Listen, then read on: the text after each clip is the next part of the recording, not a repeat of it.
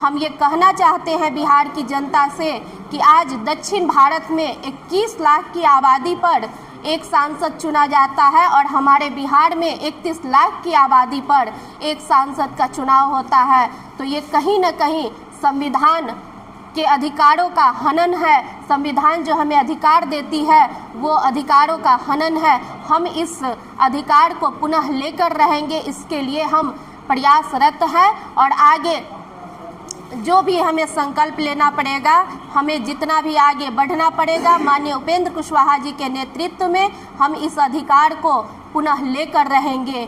हम माननीय राष्ट्रीय अध्यक्ष आदरणीय उपेंद्र कुशवाहा जी को भी इस प्रेस माध्यम से धन्यवाद देना चाहते हैं कि उनकी जो दूरदर्शी सोच है, बिहार के जनता को जो उन्होंने सदैव न्याय दिलाने का जो संकल्प लिया है, उस संकल्प के तहत भी परिसीमन पर सुधार होना अनिवार्य है। परिसीमन पर में सुधार जब होगा तो हमारे बिहार का जो राजनीतिक हनन हो रहा है, हमारे बिहार के लोगों का जो विकास बाधित हो रहा है, हमारे बिहार के लोगों या तमाम उत्तर भारत के लोगों को के राजनीतिक हनन अधिकारों का जो हनन हो रहा है, उस पर से रोक हटेगा और एक व्यक्ति, एक वोट और एक मूल्य, ये सही मायने में इसका अनुसरण होगा।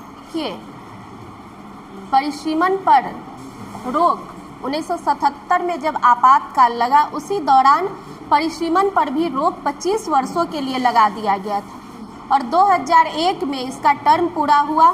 तो उसी समय दक्षिण भारत के जो सांसद हैं या वहाँ के जो लोग हैं, वो आवाज़ पहले से ही अपनी उठाते आए कि ये रोक पुनः लागू हो जाए, पुनः इसे फ्रीज कर दिया जाए और उनकी आवाज़ पर फिर से इसे फ्रीज कर दिया गया 25 वर्षों के लिए। और आज 2026 में जब इसका टर्म पूरा हो रहा है, तो फिर से दक्षिण भारत के सांसद ये इस आवाज़ को संसद में बुलंद करते आ रहे हैं, आवाज़ उठाना शुरू कर दिए हैं कि इस पर पुनः रोक लगे।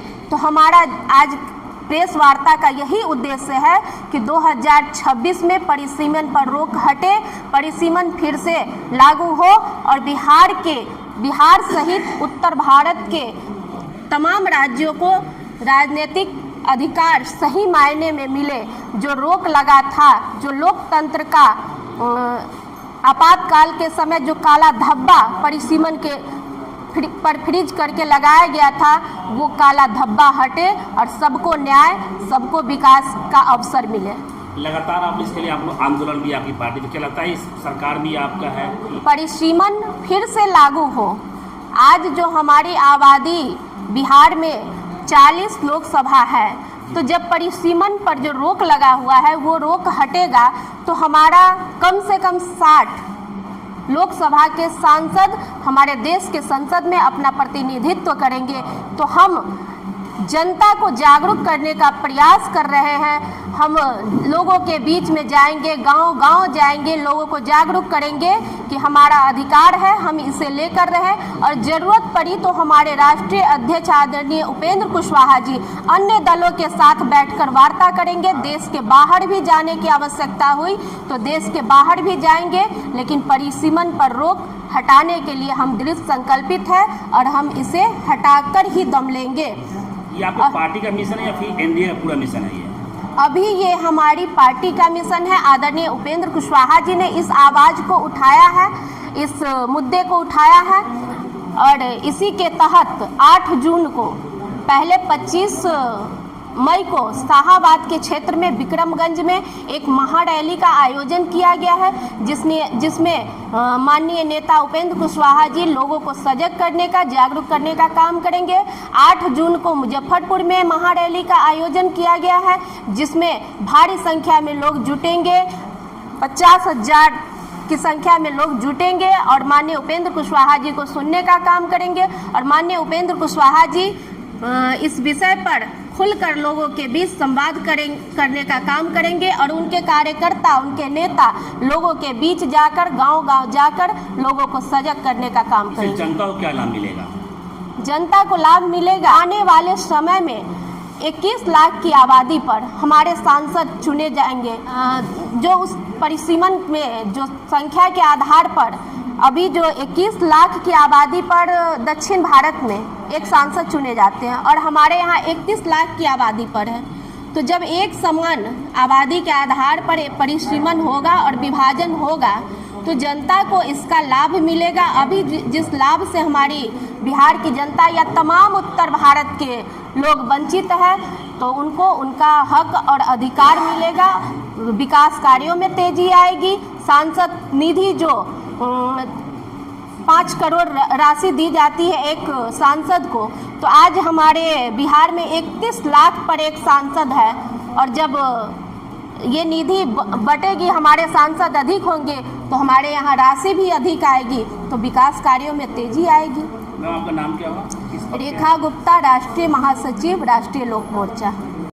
आपातकाल के समय 1976 में लोकसभा और विधानसभा के होने वाले परिसीमन पर रोक लगा दी गई थी 25 वर्षों के लिए। यह 25 वर्ष का समय 2001 में पूरा हुआ, लेकिन 2001 में भी दक्षिण के सांसद के दबाव पर अटल जी की सरकार ने भी 25 सालों के लिए इसे टाल दिया।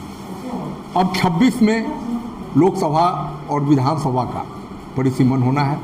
फिर से हाल में जो लोकसभा और राज्यसभा का सत्र चल रहे थे तो दक्षिण के सांसद सरकार पर दबाव बना रहे हैं कि इसे फिर से टाल दिया जाए। यह बिहार, उत्तर प्रदेश या उत्तर भारत के सभी राज्यों के लिए अनर्थ जैसा है। हमारा संविधान कहता है जनसंख्या के गिनने के बाद प्रत्येक 10 वर्षों पर परिसीमन होना चाहिए, जिससे क्षेत्रों की संख्या बढ़ेगी। इसी मुद्दे पर 8 जून को मुजफ्फरपुर क्लब मैदान में रैली आयोजित की है हमारी पार्टी राष्ट्रीय लोक मोर्चा के द्वारा। 8 जून को मुजफ्फरपुर में चलना है, तिरहुत प्रमंडल की रैली है।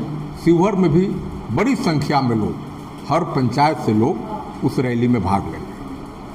बस इतना ही। छोटी बड़ी खबरों के लिए आप MH न्यूज चैनल को सब्सक्राइब करें, लाइक करें, शेयर करें। अगर आप इस न्यूज को फेसबुक के माध्यम से देखना चाहते हैं तो आप हमारे पेज को लाइक ज़रूर करें और अच्छा लगे तो हमें कमेंट का सुझाव जरूर दें। हम आपके सुझाव का भी स्वागत करेंगे। धन्यवाद।